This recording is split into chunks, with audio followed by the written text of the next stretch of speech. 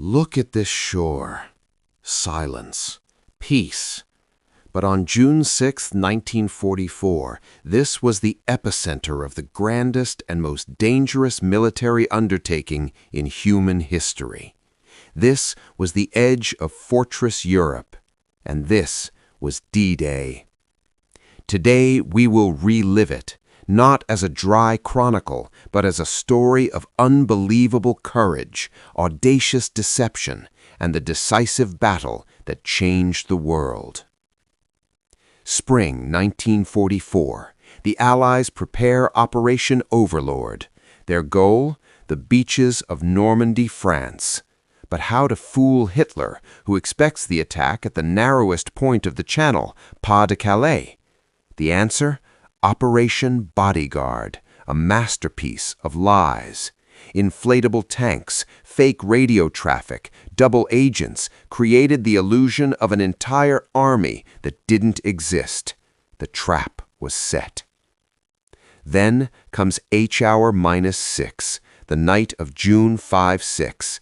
The skies over Normandy fill with the roar of over 13,000 aircraft.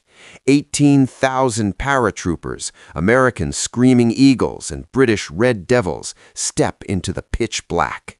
Their mission? To cut the coast off from reinforcements.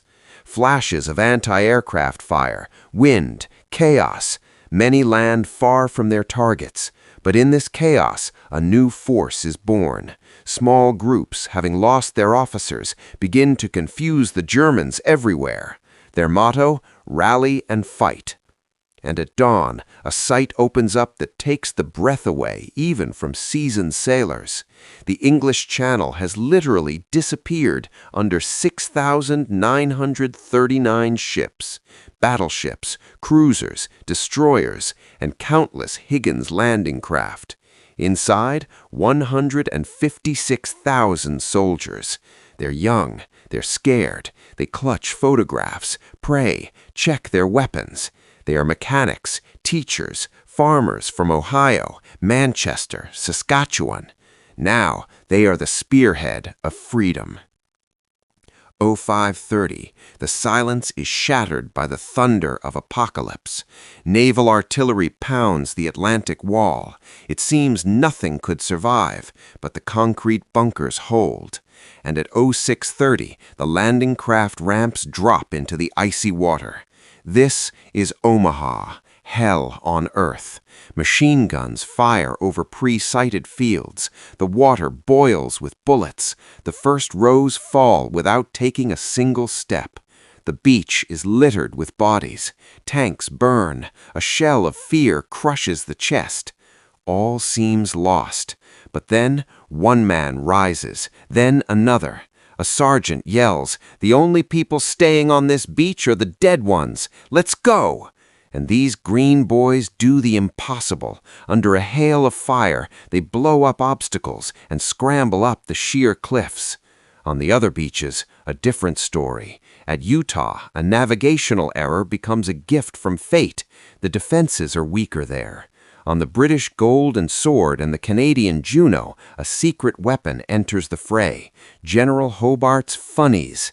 Amphibious tanks, mine-clearing tanks, flamethrower tanks. They carve a path for the infantry, who suffer heavy but not as hopeless casualties. All this time, 1,000 small battles rage on the shore. A radio operator sheltering behind a fallen comrade calls in destroyers for direct fire support.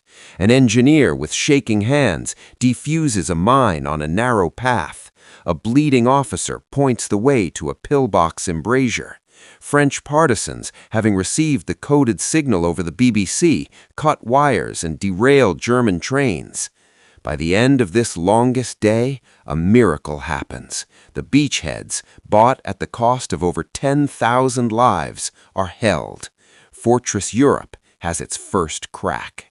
In a few days, the giant mulberry harbors will arrive in the quiet bay, artificial ports to turn this strip of shore into a gateway for a million-strong army.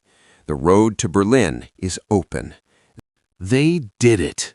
Not supermen, ordinary guys. Their feat cannot be reduced to numbers or maps. It's in every step into the icy water, in every bullet fired back, in every hand extended to a drowning comrade. They gave us a future. And as long as these waves crash on this peaceful shore, we must remember their longest day.